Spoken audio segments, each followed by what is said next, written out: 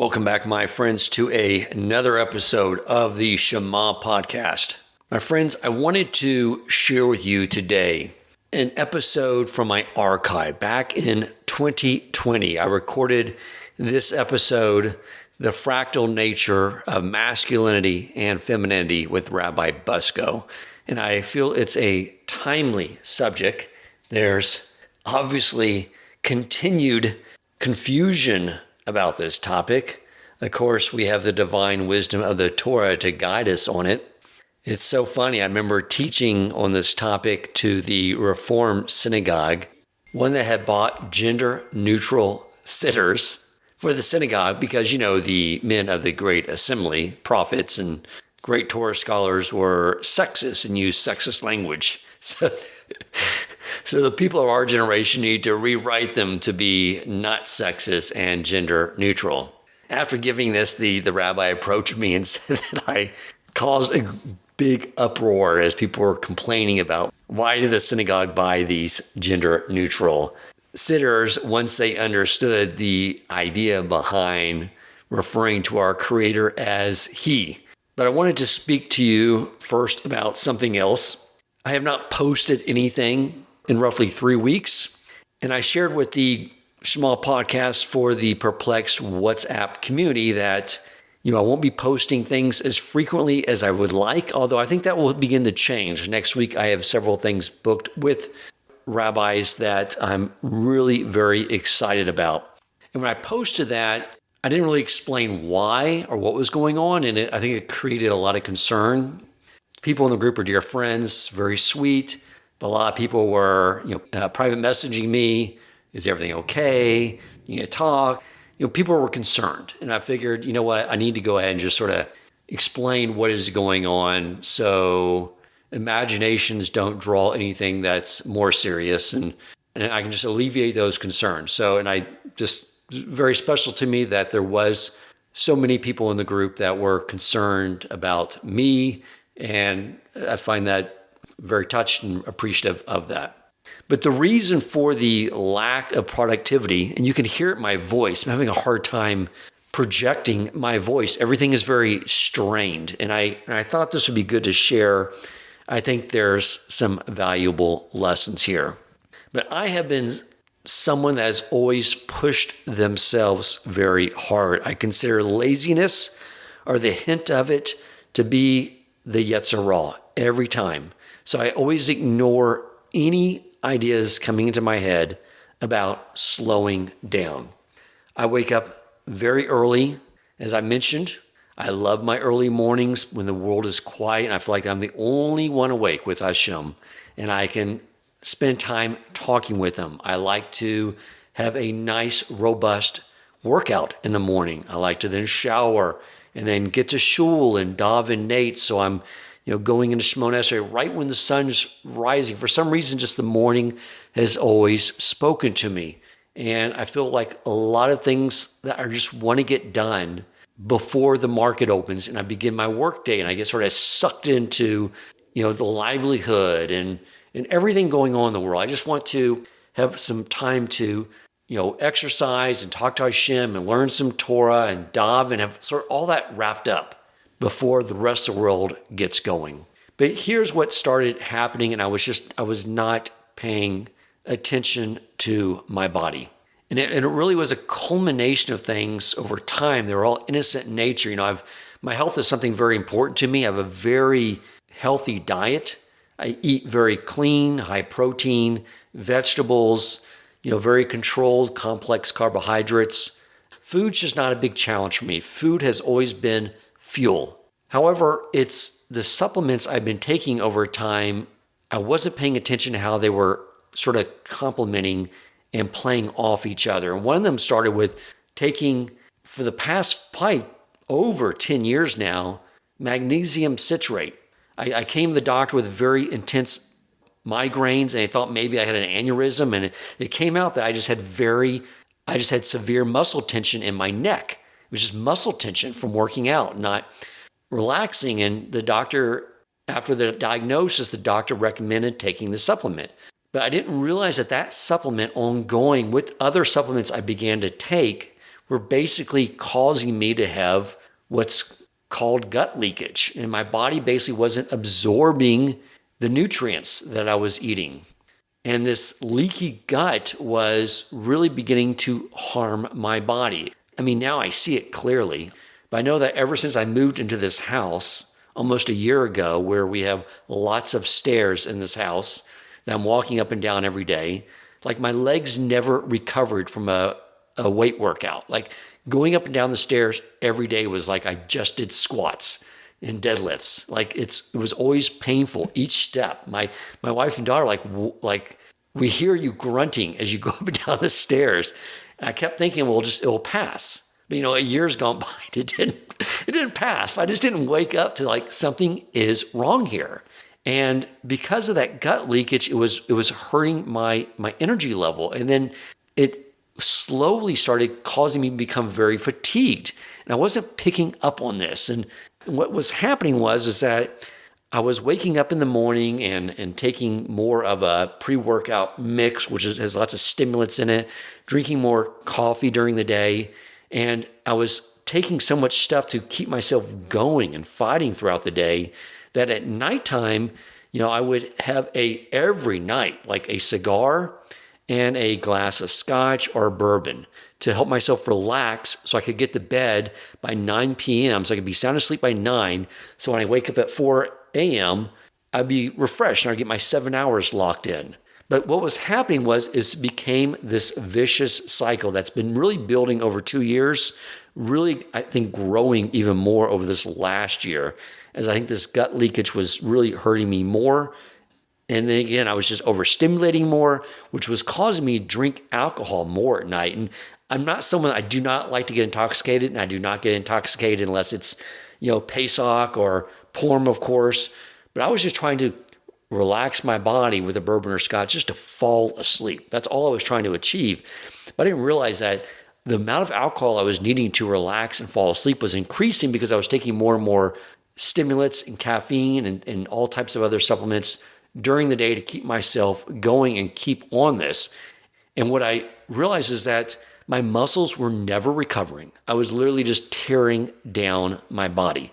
I mean, the fact that my muscles were I was just tearing them up, going in there and with this stupid mindset of push through the pain, just, stacking on the weights, still doing, heavy squats, still doing deadlifts. Just my muscles were not recovering. They were screaming at me, let us rest and recover.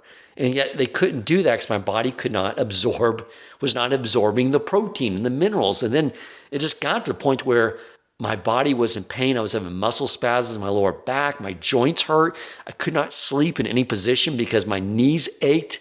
And just everything was just constantly in pain all the time. And of course, that was hurting my sleep, which of course was leading to the cycle of more stimulants during the day, more alcohol at night. And finally, it got to where I was broken down and realized this was off.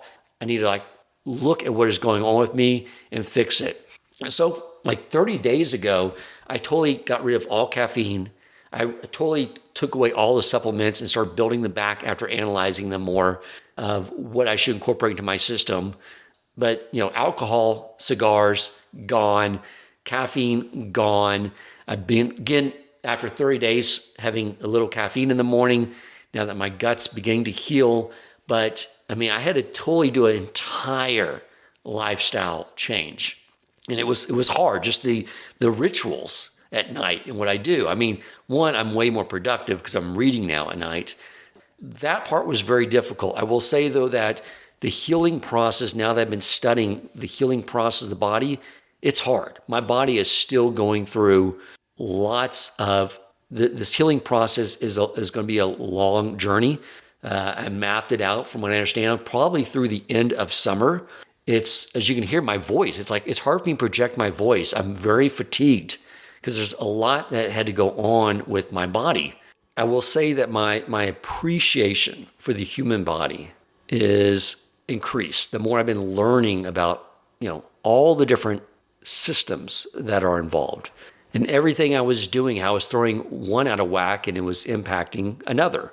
For one, my nervous system with the caffeine, the nighttime, alcohol and cigars, that was playing off my digestive system and feeding more into them because, of course, the caffeine and the stimulants were basically making that system work even less efficient and causing me to absorb less nutrients and minerals, which was, again, exacerbating the problem. That fed to my muscular system, my endocrine system. I mean, that's something that's going through massive repair right now. The different hormones and the massive, the fact that I was having, it was impacting my melatonin, the dopamine drops I was getting through the caffeine and the nicotine throughout the day by puffing on a cigar. I mean, all these things were playing off each other. And I will tell you, I've learned so much about the human body and appreciate it for the complexity and the beauty of it all.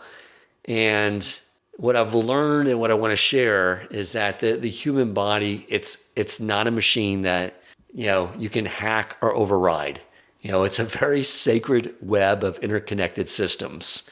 And I'm going to listen to my body more. This has been a very humbling process. Being productive is important to me. It's also something I've had to sort of reframe because, quite frankly, not working out as, I've had to stop doing leg days, going for just casual walks. And during my walks, I just want to run. But I have to hold myself back. It's because it's not the time for that. It's time for just a gentle walk. My legs need to rest. And it's like, it's been hard on me. And I'm realizing that challenge of just sort of chilling out is my avoda Hashem. That is the work. That is the productivity. Is taking this time to slow down and let my body rebuild itself.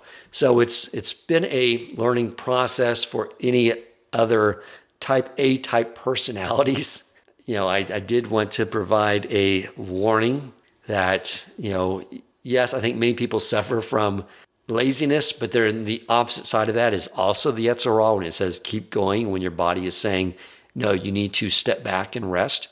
But that's what's going on with me. And, I'm expecting this whole healing process, which is not linear, but as these ebbs and flows, will continue. My joints will begin to strengthen, my muscle fatigue. I'll get back to normal workout. I'll have more consistent energy. All these things I've been doing, it just takes time for my body to heal. And I'm just allowing myself time to do that without expectations that there may be a week that goes by where I don't have the time, because I'll tell you something else that's done.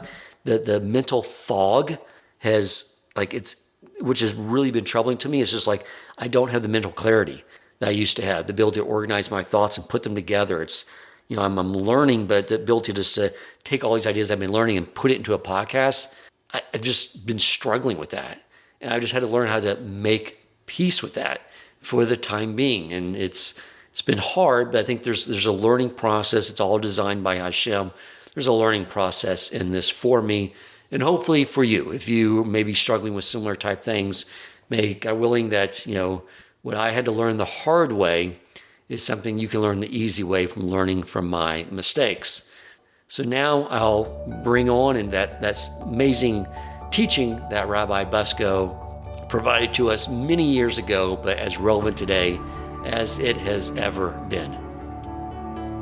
Welcome to the Shema Podcast, the podcast for the perplexed, where Torah insights intertwined through personal stories as well as interviews with leading Torah scholars demonstrate the empowering qualities of Torah and mitzvot. Now to the show. So I want to thank you, Rabbi Bucsko, the average rabbi, for going in deep with us and talking about these ideas around masculine and feminine and how they permeate every area of existence in this world. But thank you for inviting me to speak about this. Something that's so great about what Torah offers us is not just a way of living, but also the insights to core concepts about how the world is built and how it functions. And by having that understanding of core concepts and fundamentals of how the universe operates, we can take that and then understand how to apply it in any situation. And so one of these very, very important core concepts is masculinity and femininity, and it's something which is very badly misunderstood. throughout, for sure, the world, but even within Judaism, with even Orthodox Jews. So it's an important thing to clarify, and it could also teeter on the realm of controversial things that I'm going to say today. So I just want to address that, the matter of controversy in general. By and large, things become controversial and they escalate when they're understood outside of the context from which it was said. And I don't mean just plucking out a quote and taking it out of context, but I mean outside the context of the framework of understanding of where it was coming from. Classic example I like to give is pro-life and pro-choice. So people on complete ends of the spectrum, someone that's pro-life will look at someone that's pro-choice and say they're baby killers. Like that's what they believe in. They're totally okay with killing babies. And someone that's pro-choice looks at someone that's pro-life, that they don't care anything about women, and they think that women shouldn't have rights and they shouldn't have health care. Now, obviously, both of these positions are ridiculous. That's not where they're coming from, right? It's only if you understand what's the real issue. When does life occur? When is this a soul? When is this a human being, which would constitute murder? That's really the only issue. But if you're coming with your assumption that it occurs at this point, and they're coming from the assumption that it occurs at that point, within your understanding, you look at the other person and they're either a baby killer or they don't care about women's health, which is ridiculous. So the point of what I want to address today is not to just tell you ideas of what the Torah says. This is the Torah's perspective on women that you should take and understand from your own perspective. What I'm trying to offer is a completely different perspective, a different framework of thinking, of building from the ground up, so that we can understand these concepts, these laws, and how they are manifest in daily life from a totally different way of thinking. So that's the goal here, and hopefully through that we can avoid any controversy. Perfect. We don't refrain from controversy on the Shema podcast. We welcome it. That's what my audience expects. Yeah, I'm not afraid of upsetting people with truth, but I don't want people to misunderstand, right? And that's the goal here, is for us to have a comprehensive understanding of these topics. So, number one, when we're speaking about masculinity and femininity, number one is we're not only talking about men and women. And you addressed this in your intro, that the concept of masculinity and femininity is so fundamental that it occurs in any sort of relationship that exists between anything, any plurality, any dichotomy. Whenever there is a giver and a taker, there's masculine and feminine, like you mentioned. And we'll go through why that is and understand where that comes from. But that's just one thing, right? So when we talk about masculinity and femininity, this is a very broad concept. Because it's even in the Hebrew language. Everything is feminine and masculine. Objects are either feminine or masculine, correct? That is correct. And it's not only the Hebrew language. I mean, this occurs in many different languages around the world. And a lot of different cultures I might bring up later have very similar worldview to what we'll find is the Jewish perspective, which is interesting. So that's number one. How we're going to break this down, how we're going to understand it, is an interesting take as well. King David said, "From my flesh I see you," referring to God.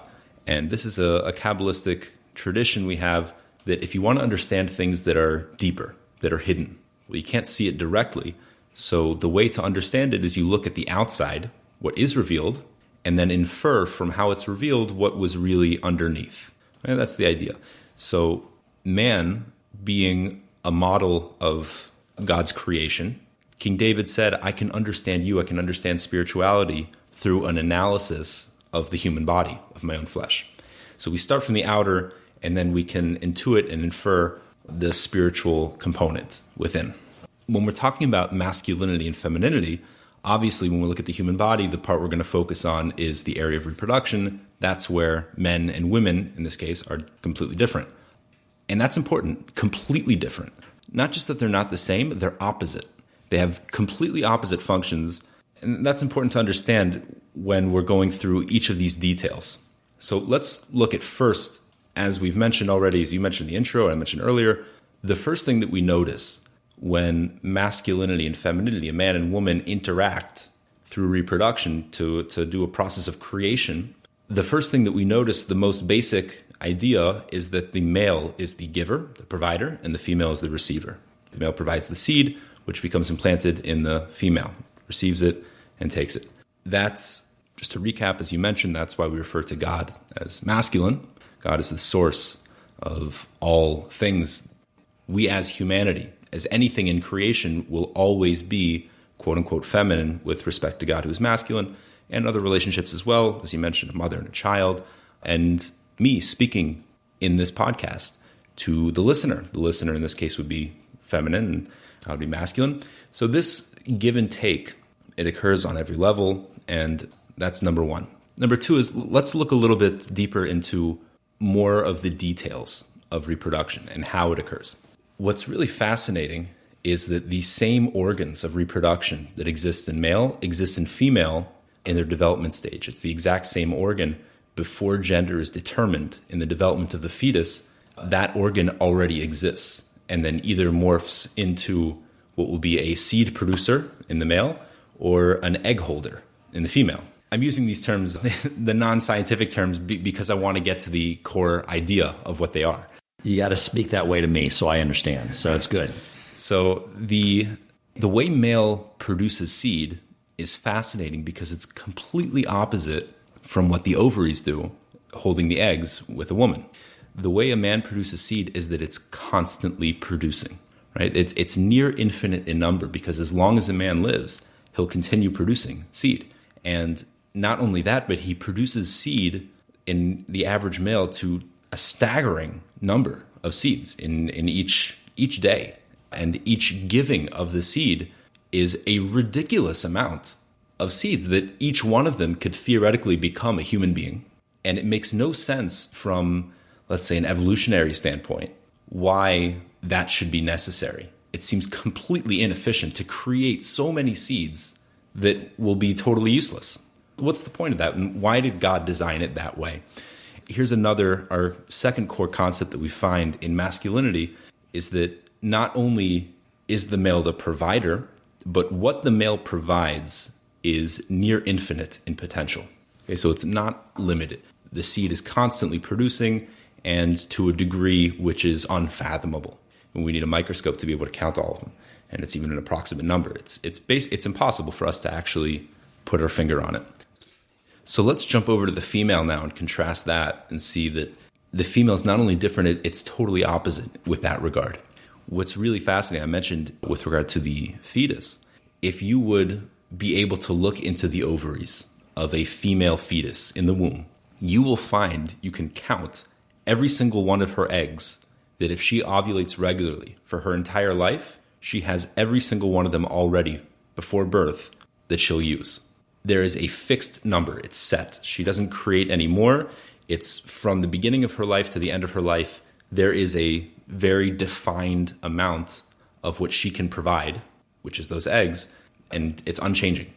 So again, that's our core concept number two, is that with the masculine, we have a provision of near infinite potential.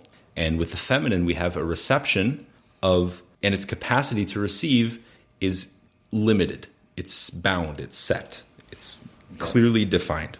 Number three, we find with the masculine that the amount of time and energy that goes into the provision with respect to the entire process is basically infinitesimal. There's one moment where the seed transfers over. And then in the process of the creation of this new child, the creation of this new being, the male's done. That's it. There was one moment of provision, one fleeting moment, and then that's it. And then it's gone. And if there would be no reception of that seed, the seed is very ephemeral. It'll die very quickly. That's our third core concept that we find, is that the provision, which is near infinite potential, is just that. It's only potential. It has no existence in and of itself. It's a spark that needs fuel to be fanned into a flame, but it's just a spark. That spark could potentially create fires that could burn the world. It could be enormous. It could be a tremendous amount of energy, but without anything to pick it up, without anything to catch that spark onto, it's just a spark. It comes, it goes, it fades away instantly. As opposed to the female, which her role is very extended. She receives that seed and then begins a long, arduous process of developing that seed housed in the egg to draw it out and bring it into fruition. So we're seeing now the very opposite functions of the male and the female, and now we can identify what are the powers, the respective powers of the two. Each one has a strength and a weakness. The strength of the male is that it initiates and it has all of the substance to provide. The male initiates and carries all of the energy. Nothing exists without the male. It starts there. But its limitation is that it can't bring it to fruition. It's all meaningless. It's all worthless and insubstantial without a reception. And in the female, we see that the great strength of the female is that it can bring life into the world. It can bring energy, which was only potential, into manifestation and create that harmony. That's something that the male can't do. The limitation, of course, of the female, number one, is that it doesn't carry any of its own energy. It's only a vessel which takes external energy into it. So without male, it doesn't have anything to work with. That's number one. Number two is that it is the essence of limitation. That what it's receiving, what the female is receiving, is, again, near infinite potential of energy. And the female's job is, it can be looked at as very sad, because the female's job is to kill all of that extra potential, which every single one of those seeds could have been a life. And the female's job is to destroy all of the seeds, every single piece of that potential, and narrow it down to just one, to pick just one to bring it to fruition. It's very bittersweet, because on the one hand, all of this tremendous potential needs to die, but on the other hand, she brings life.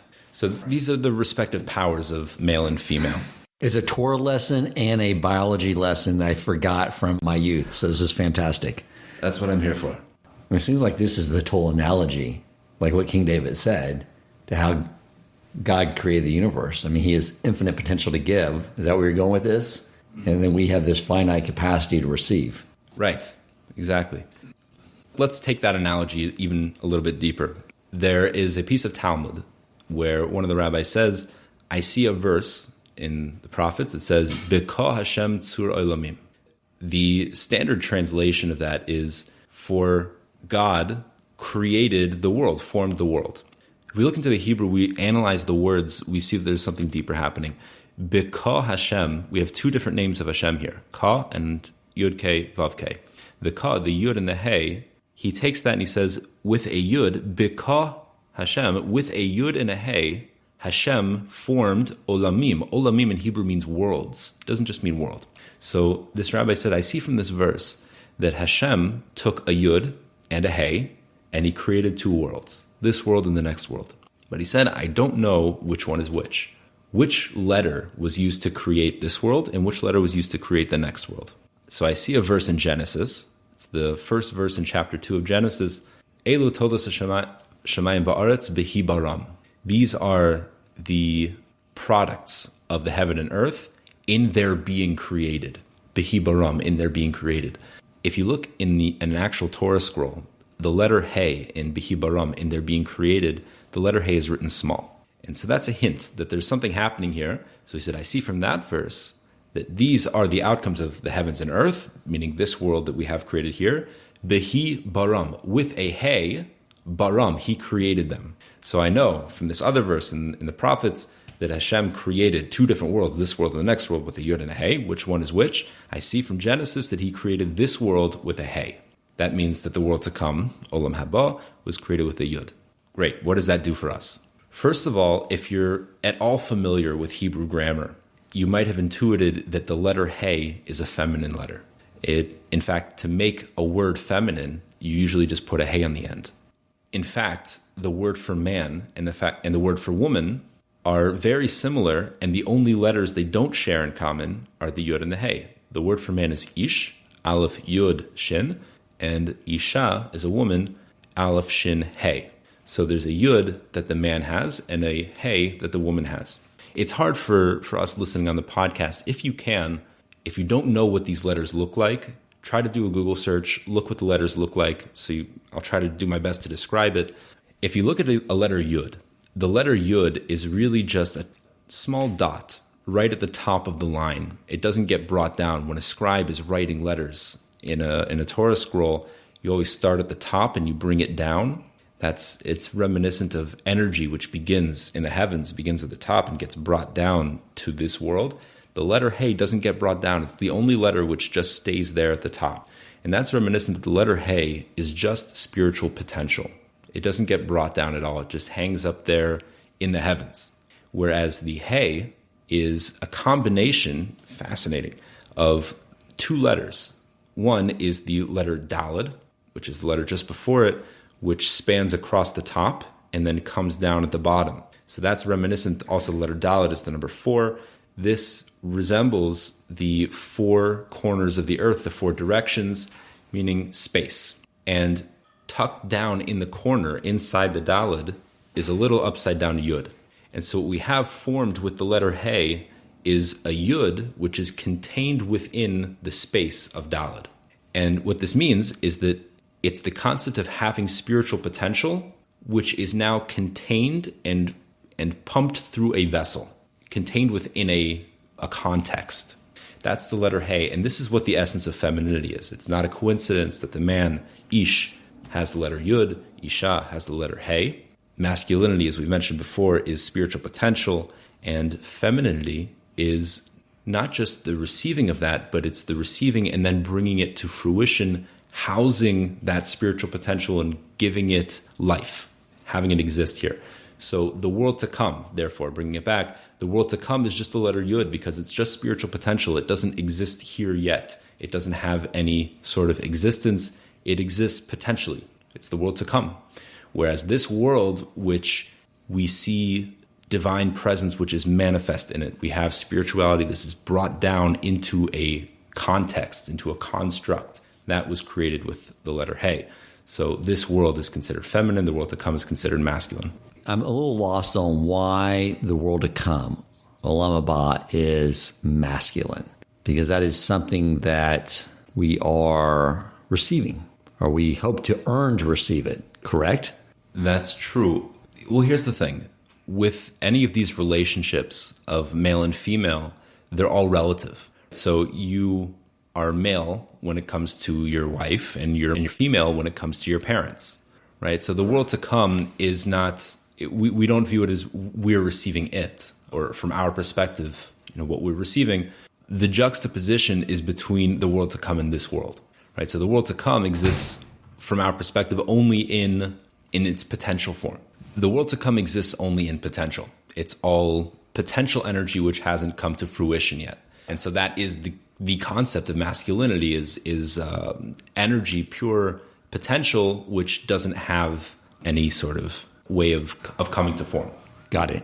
Now, there's another concept I learned, that Chachma, wisdom, is male. It's the seed, that inspiration. And Bina, understanding, is feminine. It is the womb for that inspiration, then to nurture itself and grow into knowledge. It's that same concept. So once I've learned that, I always know that once I get some inspiration, an idea for whether it's business or an idea in Torah, I immediately write it down and make sure I nurture it, that I create a womb for it and focus on it so it develops. So I see that whole masculine, feminine potential, everything you're describing, I've sort of seen that happen with ideas, which is the way a man creates. And like a woman, we're sort of limited to just creating our ideas and bringing those into the world. But you can definitely see that everything's very fractal. It's like that same concept over and over again throughout the entire creation. Right. And in fact, like you said, Bina, understanding, it helps when it comes over time, but it can only occur retroactively, meaning after a certain amount of time, then you see from the beginning what it always was. Now that you brought this up, Chachma parallels the faculty of sight, and Bina parallels hearing. And what's really interesting is that when we look at the difference between sight, seeing, and hearing, seeing, all of the information is presented to you instantaneously. That's what we mentioned is masculinity. It's all present. It's all right there. In one shot, there it is. And you could close your eyes and remember what you've seen, theoretically. But that's remembering what you've seen is already moving into another stage of Bina. But when it comes to hearing can't be in one shot. as I'm speaking right now, you're only hearing one sound at a time, which is completely unintelligible. It's only after I finish a word, a sentence, or a complete idea that you put it back together in your head. You collect all of the information, and then only after having heard all of it, you look back and are able to put it together and understand what the message was. So, to take that even further, I'm sitting in the room with you right now. I can see this entire room. I can see everything that's in it, and you can too. But our listeners aren't here. They can't see it. Theoretically, what we could do, we could take the next however many days describing every single detail of the room, describing the dimensions of the walls and how high the ceiling is, what kind of furniture is in here, the color, literally every single detail we could give one after another, and mentally a person can reconstruct in their head what the room looks like. So they can arrive at the same results of Chachma, but they're doing it through Bina, which can only occur after time. That's that manifestation when it gets built over time. This is also a feminine idea as well. Okay, that makes sense. That's going to feed into a lot because Bina is time-bound, it's linear, and so I can see how this is going to sort of plug into some other concepts you're going to be discussing. Yes.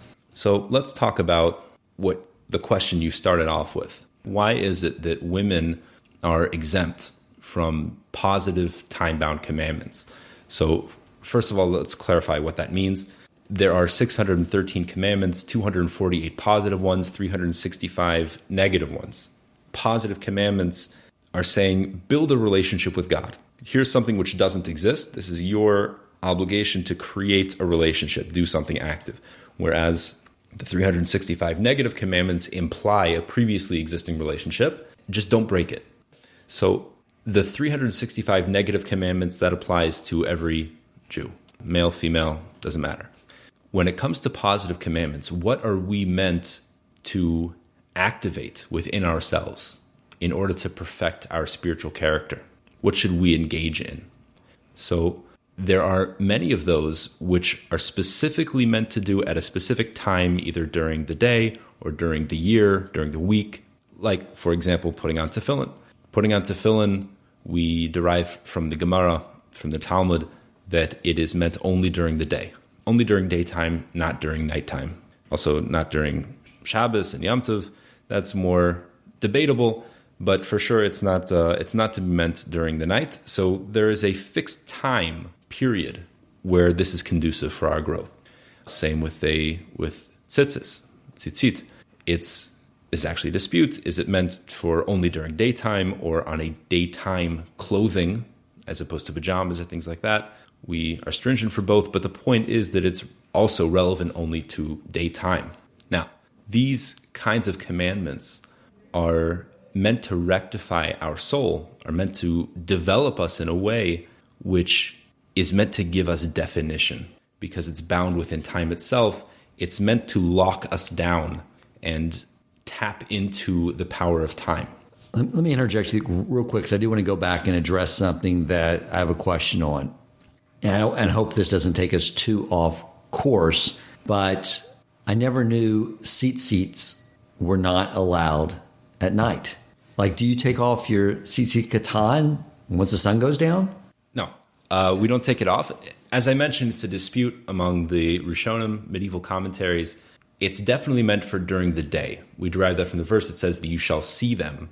So from the fact that you should see your tzitzis must mean that it's during some daylight hours. Now, based on that, one opinion is that it's only relevant during daytime, as we just mentioned. That's the implication.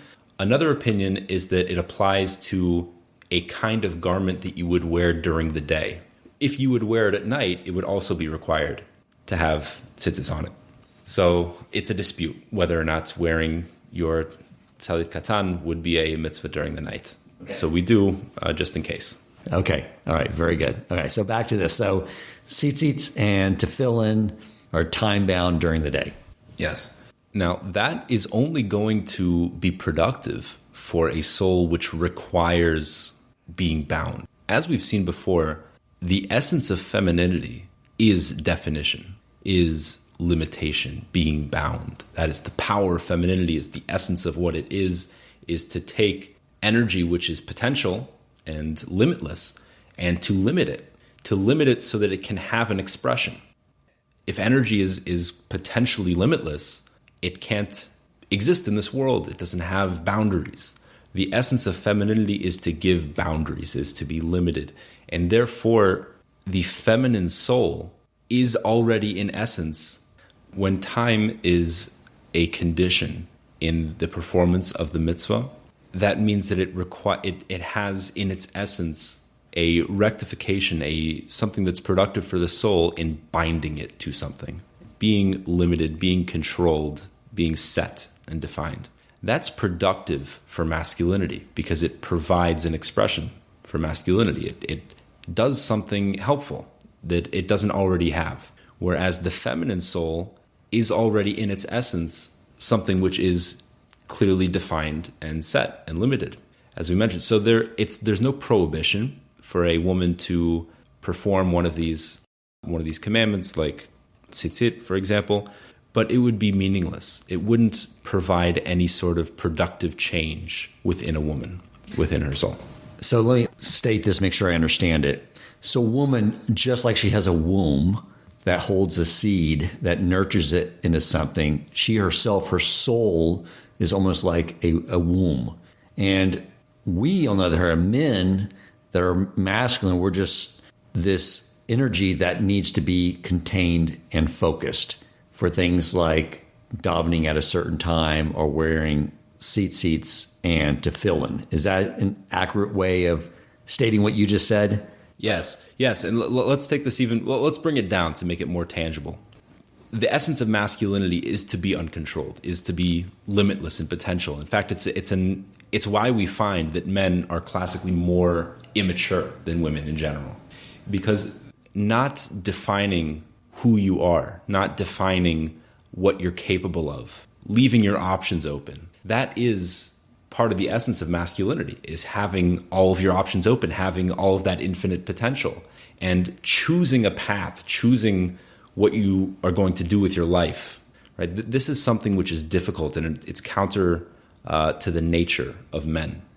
It's like when you go into marriage, it bounds up all that potential that can go in a gazillion different directions, and they help us focus it on the purpose that we truly have. But it is also why we find that there's only a commandment for men to get married. We don't find that the Torah commands women to get married and have children.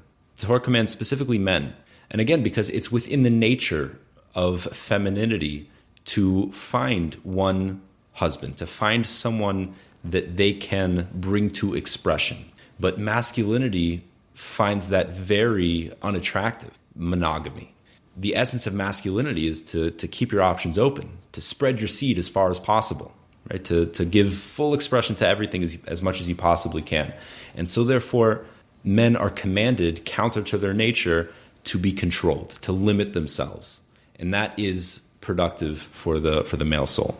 And in fact, the more spiritually powerful a man is, the more that urge occurs within himself. People that are very low and people that give in to their evil inclination, to their Yetzer Hara, they are very desensitized. And they could look at pictures of women that are not modest, and it might not move them that much. They're maybe spiritually diluted. But someone that has a tremendous amount of spiritual potential, someone that has a lot of energy and has worked on themselves, so their Yetzer Hara, their evil inclination, is even stronger. It's a fascinating concept. You might not think it sounds counterintuitive, but we actually find this in the Talmud. One of the great sages from the Talmud, Abaye, saw two young people walking together. They were walking outside of a city, and the young man offered to escort the woman home. And Abaye saw this and he said, this is not going to end well. They're going to end up interested in each other and becoming intimate. I'm going to follow them. I'll trail them like a spy. And I'll be able to save them if, when it comes to that time, I'll jump out, make it awkward, whatever. I'll save their souls by doing this. So he trails this couple walking. Eventually they come to a fork in the road, and the man's home is one way and the woman's home is the other way. And they say goodbye to each other and part ways, and they each go home on their own way. And nothing happened. They were alone, secluded. They could have gotten away with it, but nothing happened. And Abaye was so distraught by this. He went and collapsed onto a tree and was sobbing, completely dejected, saying that I know that if I was in his position, if I were in his position, I for sure would have stumbled in that area. How could it be that I'm so low and so spiritually decrepit, and this nobody is above me? I've spent my entire life studying Torah and perfecting myself, and I still haven't even reached the level of this commoner. So Elijah the prophet came to him at that moment. He said, you shouldn't be so dejected. Don't feel sorry for yourself. This is exactly what you have accomplished. Kol hagadol mechavero, anyone that's greater than their fellow, their yetzer hara, their evil inclination is stronger than theirs. Meaning Abaye had such great spiritual potential that translates into a natural physical desire to want to spread it. But that's precisely why there's so many mitzvot that God gives us from bris milah, so that whenever we see that part of our body, we are being reminded of our covenant to overcome our animalistic nature. We have tzitzit to remember to guard our eyes. Everything that he is having us do is to overcome that innate nature, because he knows, like you just said, that the more we study Torah and refine ourselves, the more we're going to be challenged in that area, which is why those mitzvot are all there to keep us, all those energies spiritually and physically focused on the right thing. We'll add one more aspect of this, which is something that also people struggle with, is gender roles in society and culture. The fact that the man is the breadwinner and the woman is meant to stay home with the children. And it seems very primitive and backwards. Well, it's not a coincidence that basically the entire world had functioned this way for so long. Now, if you take, again, this comes to which kind of perspective you're working with, what kind of framework of thinking that you're starting with from a Western perspective, that men and women are totally the same on a core level. So what should be the difference? Why should the man work and the woman stays home with the kids? It makes no sense, right? But understanding what masculinity and femininity is on a spiritual level from this perspective, it makes perfect sense that on a physical level this manifests as well. The man is the provider. The man goes out, provides the income, provides the food, and the woman brings it to fruition. She takes that flour, she makes it into dough. She makes it into bread, something which is actually edible. And you have this beautiful harmony of these powers between male and female, that the male provides all of the potential, the female brings it into fruition, into manifestation, and then it becomes something real, something usable. And that applies with children as well. Man provides the children, the woman raises these children, puts them in the home. That doesn't mean that the man shouldn't be involved in raising the children, but the mother is the primary source of raising the children, because she is who is building the home. And this applies to Torah study as well. Classically, men are the ones that learn Torah, and women don't so much. Well, the idea is that the male, again being the provider, brings in that abstract, esoteric, spiritual knowledge, internalizes it, and then through his relationship with his wife, it becomes real. She gets from him, from his energy, from his support of her, she's able to take his Torah and make it into a home, make it real. Children growing up in a Jewish home comes from their mother, the woman of the home, manifesting the Torah that her husband brings back. And this is how the Jewish people survive.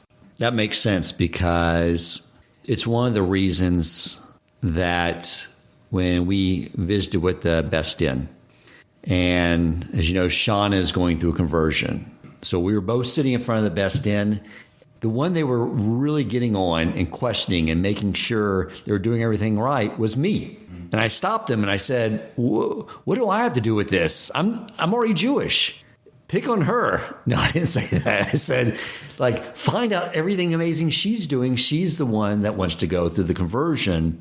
And what they explained to me was, yes, but you are the one that is going to be leading and helping bring the Torah in the home. And we want to make sure that you aren't going to be the weak link for her. We're not really worried about her. We're about you being the weak link and creating problems for her with her spiritual growth and Torah observance. Absolutely. You're the sun, she's the moon. So that, in fact, in the Hebrew language, the word for moon, levana, is feminine, and the word for the sun, shemesh, is masculine. And I alluded to this earlier, that there are other cultures as well. For a time when I was living in Israel, I was studying Chinese medicine and the philosophy behind it. There's a very prevalent concept that most people are familiar with, a very famous idea, yin and yang. And this dichotomy of yin and yang is yin is feminine, but in addition to feminine, it's also the concept of darkness and cold, death, winter, and the moon. And the yang is masculine, is life energy, fire, heat, the sun. So it sounds from a Western perspective to say that femininity is aligned with death and coldness and darkness and things like that. That sounds pretty bad. That sounds disparaging. But this is the idea. It's the same idea that we find in Judaism as well. This is not an endorsement of studying Chinese philosophy, but I'm just bringing out that this isn't unique to Torah thinking. This is something which is intuitive in many civilizations, many generations throughout world history, that we find that femininity is the moon, is a reflection of light. It is the concept of death because it has to push away potential energy in order to give life to what was given to it. This is really the idea that we want to come out with, practically speaking, with our relationships. It's a mistake to think that in Judaism that the worldview is that women are second-class citizens. Thinking in terms of superiority or inferiority is just it's a mistake. It's immature to think in those kinds of terms. What we really need to understand is that there are two opposite forces that exist, and they're opposite because they fit perfectly together and they need each other. The male without the female is incompetent, and the female without the male is invaluable. The male needs the female for expression, and the female needs the male for provision. They have these opposite powers, and only through the perfect harmony of the two of them can they create something real. This is what shalom bayis really means. People have heard this idea before. If you haven't heard of shalom bayis, people translate it as peace in the home. I guess that's literally the translation of these words. It's a reference to the study of marital relationships and how to improve marital relationships in Judaism. But what shalom bayis means is not peace. Shalom could be translated as peace, but that's not what it means here. I mean, that's the goal. The goal is just to not be fighting with your spouse. That's what we're working to achieve. It's much more than that. Shalom doesn't just mean that you're not fighting. Shalom means harmony. It means that when every piece of a system is functioning exactly the way it's supposed to, it's fulfilling its role, then the entire system functions in harmony and creates something beautiful. The male in the relationship needs to understand what his role is, what he is meant to do and what his obligations are. The female needs to understand what her role is, what her obligations are, and they're opposite in terms of the relationship with each other. If they each understand it, they each fulfill their respective roles, they become one unit, which creates this beautiful harmony, creates life, creates an ongoing of the Jewish people. Makes sense. And just like now that it's Hanukkah, and I learned from your amazing Average Rabbi video on Hanukkah that the man and the wife only need to light one menorah together because they are one entity that's performing the mitzvah together. And we each perform an independent mitzvah, but we each get credit for what the other one is doing. Now, bring this back to the bigger picture, because if we as a Jewish people are actually need to all be feminine, correct? Because God is masculine. He is the one that wants to bestow pleasure and give and give. And the only reason we all aren't billionaires of perfect health and perfect, incredibly high IQs like you is because we haven't nurtured that feminine element of ourselves. I was taught by Rabbi Cohen that the Shekinah is the collective soul of the Jewish people. She represents, to use some Kabbalistic terms, Malkut, the receiving of the blessings. And God is the one that's bestowing the blessings. So we're working as a people to refine ourselves, to become vessels, to receive more, to basically be a womb, a vessel to receive the blessings from God so we can nurture and develop the relationship that we used to have with him back when we had the temple. Is there something too where I'm going with this, that there's this aspect we have to refine as well, whether we're men or women, in our relationship with God? Yeah, in that sense, you're 100% right. Rav Chaim Shmulevitz, the former Rosh Hashiva of the Mir, he said that the core Yetzer Hara, the most root fundamental Yetzer Hara that a person has, especially a man, is don't tell me what to do. I'm God. Right? And this is our challenge, is that we need to be putting in maximum efforts. We need to be creating ourselves and building ourselves and providing that energy. But at the same time, we need to recognize that I'm just a vessel, that I am not God. I am not the source of energy. I'm not the source of reality and power or anything like that. I am just a vessel that's been created here. And when I can channel what's being provided to me from God, then that's what truly gives me expression. So in that sense, we need to harness our feminine capacity. So, Rabbi, I appreciate you bringing those insights. I was always not very clear on why women were not commanded to perform these time-bound mitzvot, like praying and wearing tzitzits and tefillin. That makes sense now, based off that beautiful way you brought all back to the feminine, masculine aspects of reproduction and all these things, the entire construct of the world, that women don't need the constriction of time to express their fulfillment of God's will, and we do. And I always just understood it before is that men were more simpletons, so we need more mitzvot and instructions to do what we need to do. But I like your explanation a lot better, although there's probably some truth to the one I had before we came into this interview. So thank you very much for your time. And on behalf of the audience, we appreciate getting a much more clear conceptual understanding of this concept of masculine and feminine and how it plays in throughout all of God's creation. So thank you. My pleasure. Thank you for having me. Thank you for listening, and if you enjoyed the episode and found it meaningful, please take a moment to rate, review, and share the podcast. To share feedback, suggest future topics, or ask questions for the host or his guests, you can email him at shamapodcastshow@gmail.com. That is shamapodcastshow@gmail.com, or click the show notes to join the growing WhatsApp community.